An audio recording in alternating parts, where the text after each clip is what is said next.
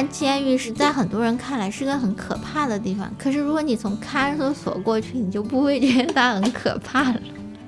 因为会感觉到最难过的日子其实就已经过去了。我已经有1年多没吃过米饭了，因为我不喜欢把菜和饭混在一起吃。第一天去了之后，他那里吃饭像那个快餐店一样的，就是一个铁盘子，然后分几格嘛，饭菜汤这样子的，所以我就第一次把饭和菜吃得干干净净的。然后你就开始去领东西，去了之后还有什么大礼包啊，就是里面就是有一整套的洗漱用品，包括一些卫生用品什么的嘛。首先就是起码说每个人有一张床，领了一床那个凉席，好像是有床毯子，一个枕头。1年都没有睡过枕头了，抱着那个枕头的时候好激动啊。监狱跟看守所有一个很大的区别，就是看守所你有太多的时间去胡思乱想了，但是监狱没有时间给你去想这些，每1分钟都是给你安排了事情，安排的满满的，而且那时候有盼头了呀。像我们在监狱的话，每个人都会有一个本子，上面写上有一个日历，去过一天就打一个叉嘛，你出去的那一天就圈上嘛，可能这都是一种精神上的支持了。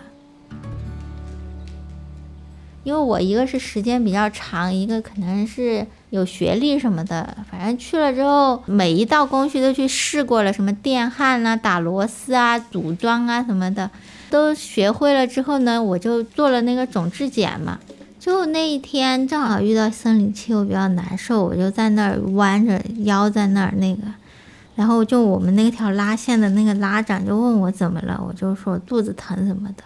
然后他也没说啥，他就走了。然后过了可能有大概半个小时左右，他就端了一个杯子过来说，你快把它喝了，把它吃了，一会儿就好了。把盖子一揭开，然后就闻到好香的，又有那种奶味儿，又有那种鸡的那种味道。然后一看就是自己用那个盐焗鸡腿，然后用那个门缝把那个骨头压碎，好像说泡出来才会有那个鸡的那个味道，加上奶粉啊，然后什么海带丝啊，什么青豆啊，那些和开水就是冲的那种鸡汤嘛。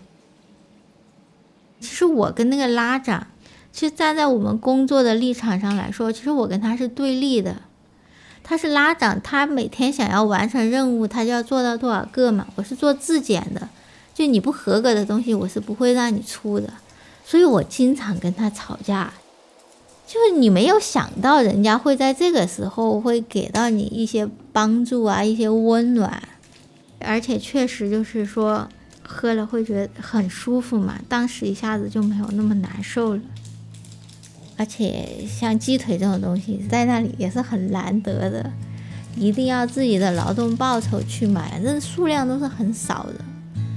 很多人都会留着有庆祝啊，或者有什么重要的时候才会拿出来吃的。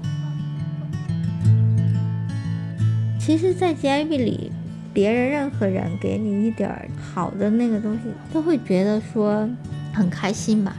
有人关心你，哪怕说你以后跟他没联系了，或者你并不认可这个人，但是在那一刻其实你的内心是非常的感动的。而且在那里面的人，不是说犯罪的人就很可怕，甚至不是说杀了人的人他就穷凶极恶的。其实这些人在很多时候表现出来的都是一种很平和很善良的感觉啊，但他确实他又是杀了人啊。你会发现基本上所有的人都有两面性，就不管他犯了什么罪，很多时候你也会发现他还是有一些好的一面的。可能有很多事情你必须要去经历过以后，你才会觉得很珍贵。